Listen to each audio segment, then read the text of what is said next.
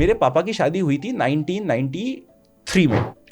और वो 1993 की पापा की शादी के मैंने लिटरली देखे हैं उनके स्टेटमेंट्स कि भैया एसीसी के शेयर के नाम पे वो पूरी शादी निकली है। वन ऑफ द बेस्ट शादी उस समय कहते हैं कि मैंने शहर में मेरे, क्योंकि स्टॉक मार्केट से अभी भी पैसा कमाया था, तो स्टॉक मार्केट के पैसे से हमने पापा की शादी करी। तो मेरे दादाजी तो कहते हैं कि एक बेटी की शादी मन्नू मानक ने कराई बेटी की, और बेटी की कराई हर्षद मेहता ने। तो उस समय एसीसी के शेयर 10,000 रुपये पहुंच भी गया था, उनके बर्थडे पे टारगेट था। अब लोग 10,000 पे जाने के बाद सोच रहे हैं कि भाई ये तो 1 लाख जाएगा या 20,000 जाएगा, तो दैट इज प्योर स्पेकुलेशन। उसमें हर्षद मेहता का क्या ही हम ब्लेम कर सकते हैं। बट उस समय लोन पे पैसा बहुत लेना स्टार्ट हो गया था। लोग लोन पे पैसा लेते थे, मार्केट में लगाते थे, और जब वो मार्केट में लगाते थे ऑब्वियसली वहाँ पे करेक्शन आया तो उनका पैसा फंसता गया, वो लोन नहीं दे पाए और बैंकरप्ट हो गए, काफ़ी सुसाइड्स हुई, काफ़ी करेक्शन भी आया मार्केट में। लोगों को लगता है कि हर्षद मेहता का करेक्शन पेनफुल था, वो पेनफुल था ही नहीं, क्योंकि 1.5 साल में वापस एक बड़ा बुल रन स्टार्ट हो चुका था हर्षद मेहता के करेक्शन के बाद से। वो था .com बबल। अगर आपकी कंपनी के आगे .com लिखा हुआ है तो वो किसी भी प्राइस पे जा रही है। एक इंटरेस्टिंग स्टोरी है कि 1990 जब वो बर्स्ट हुआ था, जब हम .com बबल पे आ चुके हैं, जहाँ पे .com वाली कंपनीज बर्स्ट होने वाली है, एक साइबर स्पेसिस नाम की कंपनी थी, 1,500 रुपये, 1480 टू बी एग्जैक्ट, कोई बेचवाली नहीं था उस शेयर का। 1 महीने बाद वो 1,500 रुपये का शेयर कितना टूट सकता है? 1000 आ गया होगा, 500 आ गया होगा। कितना टूट सकता है भाई? 14 रुपये। 14 रुपये आ चुका था, और 14 रुपये में कोई उसको खरीदने के लिए नहीं था। कितने टाइम के अंदर? 1 महीना। 1 महीने के अंदर? 1 महीने के अंदर। तो दिस वॉज दी बबल जो बर्स्ट हुआ था। और आईटी की कंपनी में, इंडिया में भी आईटी का क्रेज, एक स्टोरी सुनाता हूँ। ये अभी भी इंडिया के टॉप 7 म्यूचुअल फंड हाउसेज में से एक म्यूचुअल फंड हाउस है। उसने क्या किया था, नाम नहीं लेंगे बिकॉज ऑफ कंप्लायंस रीजंस, उसने क्या किया था कि एक एनएफओ निकाला आईटी फंड का। म्यूचुअल फंड क्या होता है, उन्होंने आगे शेयर्स में इन्वेस्ट कर रखा है। सपोज करते हैं कोई म्यूचुअल फंड है जिसने आगे शेयर्स में इन्वेस्ट कर रखा है, और वो आईटी के शेयर्स है सिर्फ, और उसकी एनएवी 10 रुपये है। तो जिस दिन वो ओपन होता है तो उस दिन उसकी प्राइस क्या होनी चाहिए? 10 रुपये। 10 रुपये होनी चाहिए, क्योंकि अंदर के शेयर्स की वैल्यू तो 10 रुपये है, पर वो एनएवी ओपन ही होती है 15 रुपये पे। ऐसा क्यों?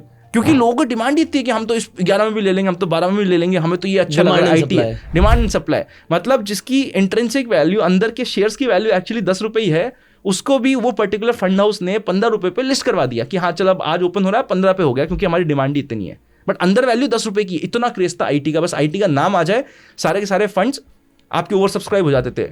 आज का भी हम सबसे ज़्यादा वेल्थ क्रिएशन की स्टोरीज हम कौन से आईटी के स्टॉक की बात करते हैं? विप्रो की, कि भाई 1000 करोड़ हो जाते हैं। 10 साल के विप्रो का रिटर्न 2004 तक, 1994 से 2004 तक का विप्रो का रिटर्न 0।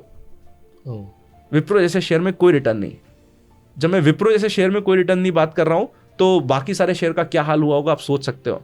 उस समय K10 भी बहुत चलता था, केतन पारिक की एंट्री हुई थी, बट केतन पारिक के काम टाइम पे लोग पैसा कमा नहीं पाए थे, क्योंकि केतन पारिक का ऑपरेशन करने का तरीका, उनका ऑपरेट करने का स्टॉक का तरीका बहुत अलग था। उन्होंने ऑपरेट मेन किया था, उनके K10 10 स्टॉक चलते थे, बट उसमें से भी हिमाचल फ्यूचरिस्टिक अभी भी है, उसको सबसे ज़्यादा ऑपरेट किया था, और वो टॉप से टूटा था 85%। और आम आदमी का सबसे मेजर पैसा इंडिया में HFCL, हिंदुस्तान फ्यूचरिस्टिक में लगा था। आज भी उसका टॉप नहीं कट हुआ है, जो उस समय हुआ था 1999 में K10 के समय पे जो टॉप बना था। आज भी कितने 25 साल हो गए, आज भी हम उस प्राइस तक नहीं पहुंच पाए, और आज भी कंपनी काम कर रही है। तो ये था आईटी बबल वाला बर्स्ट। और आईटी बबल बर्स्ट में आईटी के प्राइसेस छोड़ दो, इंडेक्स के भी प्राइसेस ऐसे हो गए थे कि 2003 में जो इंडिया में आज के दिन स्टॉक मार्केट के टॉप 10 नाम ले लो, उसमें से 5 से 4 नाम का आपको एक आर्टिकल मिलेगा आउटलुक मनी में कि स्टॉक मार्केट में कुछ नहीं हो सकता, स्टॉक मार्केट से आपको निकल जाना चाहिए, स्टॉक मार्केट के साथ आपको साइड इनकम करनी चाहिए। हमारे पापा ने भी उस समय स्टोन्स का बिजनेस स्टार्ट कर दिया था, क्योंकि कहते थे कि हम स्टॉक ब्रोकर थे, तो लोग आते थे, सुबह कचौरी मंगाते थे, शाम तक मूवी देख के निकल जाते थे, मार्केट में कुछ करने के लिए नहीं था। ऐसा हाल हो चुका था 2001, 2002, 2003 में, और एकदम बोरियत आ चुकी थी। और आज के दिन हम जिनको सबसे बड़े बुल्स मानते हैं ऑफ स्टॉक मार्केट, उन सबका ये आउटलुक मनी में पब्लिश्ड आर्टिकल है, और उस आर्टिकल का आई थिंक ओपनिंग ऐसी थी, मतलब जो मेन जो बुक थी उसकी ओपनिंग ये था कि the end of stock market. और वहाँ से स्टार्ट होता है the great bull run, mothers of all bull run of across all markets, 2003 से 2007।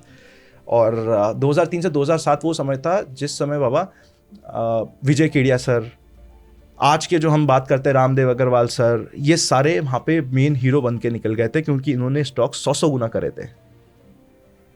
उस समय वन साइडेड तेजी थी, बट उस तेजी में 3-4 मेन 25% के डिप्स भी आए थे बीच में। बट उस समय की जो तेजी थी वैसी तेजी अभी तक हमने नहीं देखी है। इस बार की तेजी को हम कंपेयर कर रहे हैं कि क्या वो सेम टाइप की तेजी है, बट अभी तक हम उस टाइप की तेजी के 40-50% तक ही पहुंचे हैं। And that was the best time of Indian stock market. 2000 से लेके 2010 के बीच में इमर्जिंग इकोनॉमीज ने सबसे अच्छा परफॉर्म किया था। 2011 के बाद यूएस वाले मार्केट्स ने ज़्यादा परफॉर्म किया है अगले डेकेड में। 2011 से 2020 में US markets has out performed world market by a huge margin. Even Indian market से बेटर यूएस ने परफॉर्म किया है। राइट।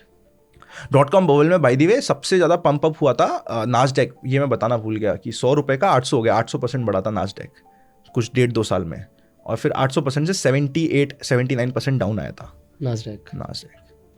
नास्डैक में सारी आईटी कंपनीज ही है ना, टॉप 100 कंपनीज हैं यूएस की जो आईटी की बेस्ट कंपनीज आपको वहाँ पे नास्डैक में मिल जाएगी। राइट। और फिर आता है हमारे पास सब प्राइम क्राइसिस, जो बिल्कुल नया नया है, 2008 का क्राइसिस है। और सब प्राइम क्राइसिस की स्टोरी वहाँ से स्टार्ट होती है कि लोगों ने डेट पे डेट लिया। सब प्राइम क्राइसिस को एक्सप्लेन करें? हाँ बिल्कुल। तो सब प्राइम क्राइसिस में क्या हुआ था? सपोज सब प्राइम का मतलब क्या होता है? सबसे पहले तो ये समझना पड़ेगा, एक ऐसा डेट जो हमने इशू किया है किसी को जिसकी हैसियत नहीं थी उस डेट को लेने के लिए, पर हमने उसको वो डेट इशू करने के लिए इंटरेस्ट रेट हाई चार्ज कर दिया। ये सब प्राइम डेट है, खराब डेट है। तो उस समय खराब डेट कितना इशू हो गया था? $600 बिलियन के आसपास तक का वो डेट इशू करे जा रहे थे। जो हमारा 100, 200, 250 बिलियन होता सब करे कि डेट इशू करो। और डेट इशू क्यों कर रहे थे? क्योंकि बैकिंग थी प्रॉपर्टी की। भाई किसी को प्रॉपर्टी लेने, प्रॉपर्टी के प्राइसेस वर ऑन बूम।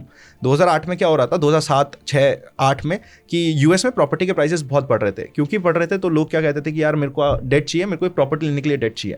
कहा ठीक है आप ले लो, आपको 15% चार्ज करेंगे। वो कहते हैं हाँ करो, फॉर एग्जाम्पल 15% चार्ज करेंगे, करो। क्योंकि प्रॉपर्टी बैकिंग में तो बैंक को भी लग रहा है कि यार प्रॉपर्टी तो है ही अपने, बस उसका वो मॉर्गेज पे करते जा रहा है। पर इवेंचुअली बैंक को भी डर लग रहा है, तो बैंक ने भी उसको आगे फाइनेंस कर दी कि भाई एसपीवीज होती है, स्पेशल पर्पस व्हीकल, उनको एक बंडल बना के दे दिया।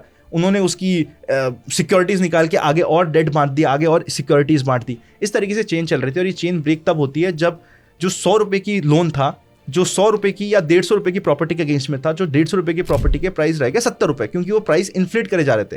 और सब प्राइम लोन को इशू करने के लिए बैंकर भी किसी भी भाव पे कुछ भी दे रहे थे कि चल तेरी थोड़ी प्रॉपर्टी खराब है, चल ले जा तू, मैं कुछ अलग एडजस्टमेंट मार देता हूँ। एडजस्टमेंट चल रहे थे। लोग जो फाइलिंग बनी थी, बाद में पता चला था कि जो डॉक्यूमेंट्स केवाईसी वगैरह थी उसमें भी बहुत लूपहोल्स थे। तो ऐसा करते करते जैसे ही प्रॉपर्टी के प्राइस टूटे, जिसने लोन लिया था उसने कहा जय श्री राम, आप ले लो भैया प्रॉपर्टी आपकी हुई, लोन को मैं तो दे नहीं सकता, मैं तो वैसे ही बैंकरप्ट हूँ, लोन मैं दूंगा नहीं। और बैंक कह रही भैया मैं करूँ क्या, मेरा तो लोन है 100 रुपये का, प्रॉपर्टी 50 रुपये की, मैं फंस गया। और वहाँ से ये बबल बर्स्ट होता है और लेमन ब्रदर्स क्राइसिस होता है सबसे पहले, क्योंकि वो सबसे पहले एक ऐसे लोग थे जो बर्स्ट आउट हुए थे। और that was the main fall.